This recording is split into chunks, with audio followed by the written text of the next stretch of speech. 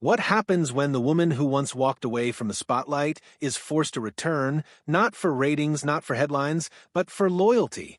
For nearly 3 decades, Mornings in America began with two familiar faces. Hoda Kotb and Savannah Guthrie weren't just co-anchors. They were a rhythm, a balance, a partnership built in the quiet hours before sunrise.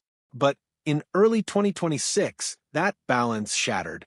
And what followed was not just a news story. It was a test of friendship, faith, and emotional strength under pressure no camera could soften.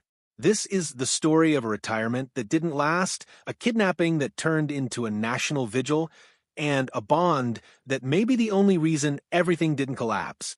In September 2024, Hoda looked straight into the camera and did something few television legends ever managed to do gracefully. She said goodbye on her own terms.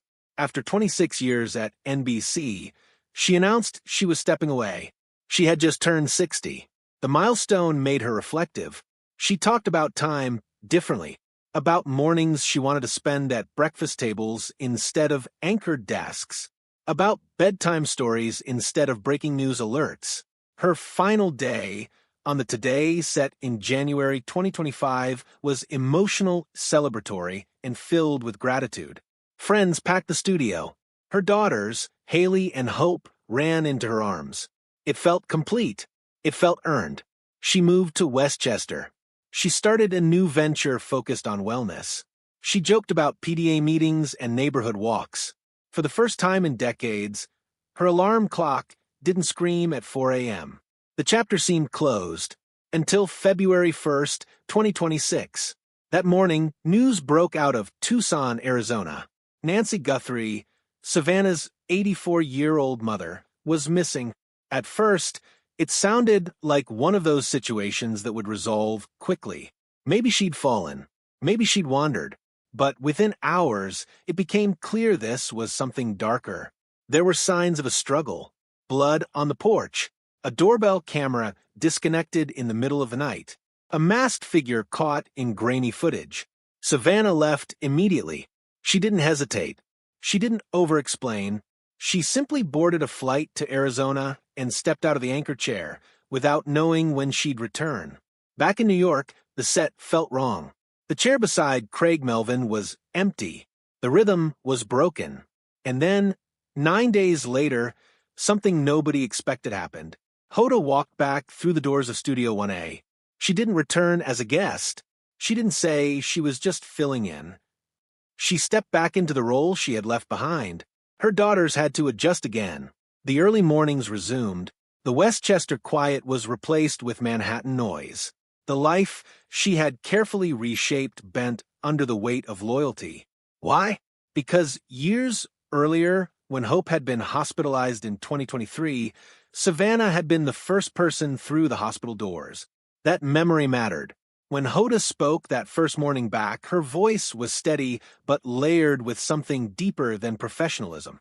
She explained she was there so Savannah could stay in Arizona without worrying about the show. It wasn't about headlines. It wasn't about contracts.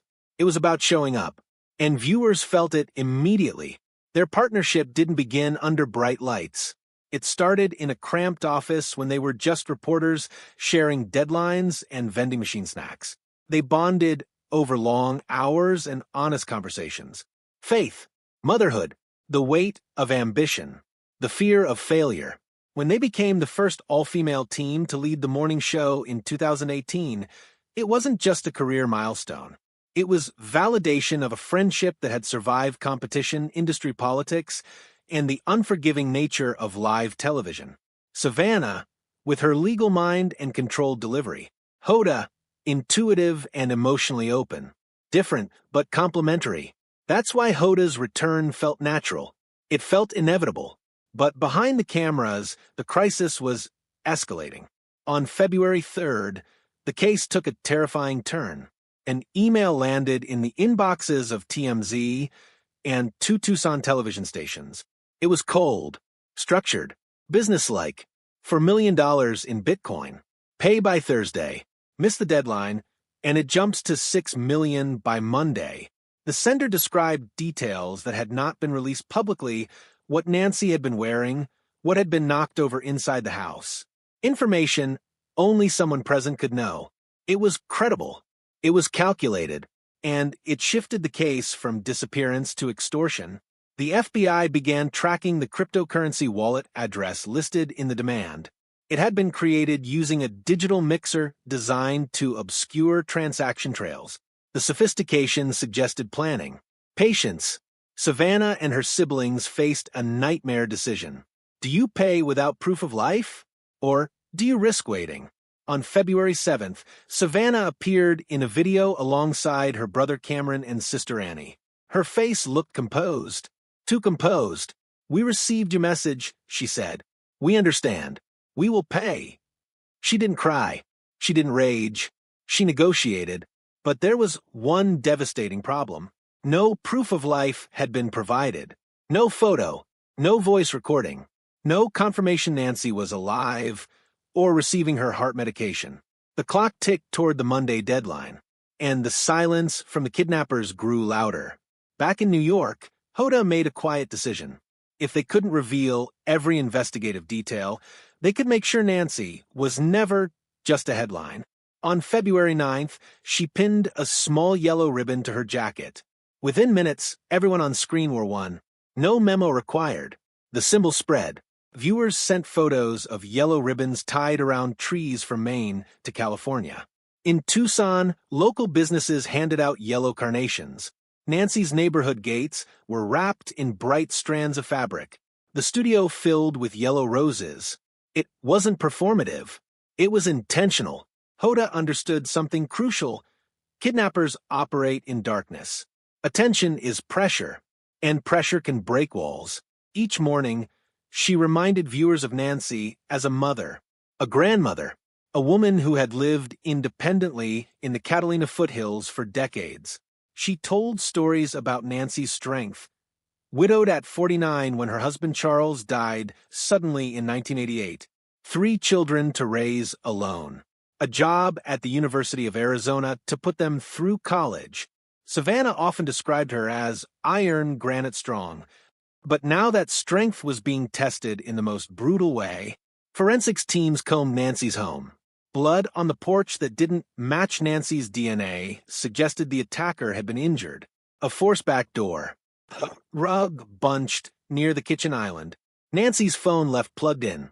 The doorbell camera captured a shadowed figure at 1:47 a.m., dark hoodie, tactical mask, a backpack later identified as an Ozark Trail model commonly sold in big box stores. About 2 miles away, a discarded glove was found near a drainage ditch. DNA inside matched the blood from the porch. It meant the suspect fled on foot before likely entering a vehicle. Surveillance footage from gas stations within a 10-mile radius was pulled. The FBI's Behavioral Analysis Unit built a profile. Male, roughly 5'10", athletic build, tactical familiarity. Then came a digital mistake. On February 11th, someone attempted to log into the ransom email account from public Wi-Fi at a truck stop near the New Mexico border. By the time agents arrived, the suspect was gone. But the geographic ping narrowed the search. It was progress, but not resolution. And still no proof of life. While the nation saw Savannah as calm and composed, Hoda saw something else. Savannah had been raised under a no-weakness code. When her father died, Nancy didn't crumble. She worked, she provided, she endured. Savannah inherited that discipline. On camera, she reported updates like a correspondent covering someone else's story. But this was her mother. In private calls between New York and Arizona, Hoda urged her friend to breathe, to sleep, to let herself feel. Strength, she knew, can become a prison. Savannah was trying to manage investigators, siblings, her own children, media scrutiny, and the kidnappers, all while maintaining the public face of stability. The emotional load was staggering. Hoda worried that if Savannah allowed herself to break, she would feel she had failed the very woman she was trying to save. And so, Hoda did what she could. She carried the broadcast. She carried the tone. She carried the weight of the mornings so Savannah could focus on the nights. After each show, long after viewers had moved on with their day, Hoda's Instagram transformed into something raw. No polished studio photos. No promotional language. Just family snapshots of Nancy laughing on a porch, holding a birthday cake, smiling beside Savannah. Bring her home. 3 words. She filmed quiet, late-night messages from her kitchen. Work makeup still on. Exhaustion visible. Keep sharing her face, she urged. Don't stop. She understood modern attention. Understood that viral visibility could tighten the net. Tips flooded hotlines. Online discussions dissected timelines. Amateur sleuths compared surveillance images. It was messy, but it kept the case alive. And for Savannah, scrolling at 2 a.m., it meant she wasn't alone. As the second ransom deadline passed, silence became the loudest sound in the story. The family had said they would pay. The kidnappers had gone quiet. Was it fear? Strategy? A sign something had gone wrong? Investigators faced the brutal reality that without proof of life, payment could disappear into digital nothingness. But refusing to pay carried its own unbearable risk. Savannah's brother had publicly asked for direct communication. None came. The FBI tightened focus on contractors who had recently worked inside Nancy's home. Anyone who might have known her routines, known she lived alone, known the family's public profile. This wasn't random. It felt targeted, and that realization cut deeper than the ransom demand itself. Weeks into the crisis, something else surfaced, quietly, painfully. Was Savannah's composure helping the investigation or isolating her emotionally? Hoda, at 61, had stepped back from daily fame and gained perspective. She knew careers end. Public images shift. Applause fades. But family? That's everything. Watching Savannah balance iron discipline with daughterly fear revealed the true measure of their friendship. Hoda had sacrificed comfort, routine, peace. She returned to 4 a.m. alarms and relentless scrutiny without hesitation. Not because she had to, because she wanted to. Because loyalty isn't proven when things are easy. It's proven when everything is breaking. The masked intruder remains unidentified. The DNA profile narrows possibilities but hasn't produced a name. The Bitcoin wallet shows activity, but no confirmed transfer. The truck stop login gave geography, not identity. And Nancy Guthrie's fate remains the question hanging over 2 cities, Tucson and New York, like a storm cloud that refuses to move. But something else has become clear. This isn't just a kidnapping investigation. It's a study in resilience, in friendship, in the limits of strength. Hoda once walked away from the spotlight, believing she had closed a chapter. Life had other plans. Savannah stands at the center of a nightmare no amount of legal training or professional discipline can control.